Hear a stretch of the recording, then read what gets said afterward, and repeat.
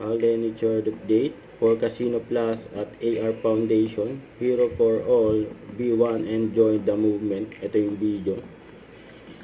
Uy, panalo! Teka, sandali. May gusto ka rin bang ipanalo sa buhay? Hindi man sila sikat, walang spotlight, walang recognition. Pero kilala mo sila. Sa komunidad ninyo, siguradong may mga taong tahimik na tumutulong. Lumalaban di lang para sa sarili, kundi para sa ikabubuti ng nakararami.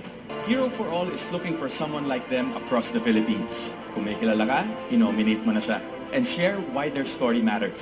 There are 2 ways to nominate. Una, isubmit lang ang kwento nila together with their proof of heroic acts on the Casino Plus social media platforms. Or, post their story publicly on any social media platforms and tag the official account of Casino Plus at gamitin ang hashtag Casino Plus Hero for All. Ang bawat hero na mapipili ay magkakaroon ng 500,000 pesos at 500,000 pesos para naman sa mapipiling community or organization. Sama-sama natin silang kilalanin at parangalan. Because a hero in your community can be a hero for all. Hindi mo kailangan maging kakaiba para maging bayani. Sa pinakamahihirap na panahon sa simpleng pagtulong sa kapwa, kahit may sarili kang laban. For Casino Plus and the AR Foundation, being a hero simply means showing up for the people around you and inspiring others to do the same.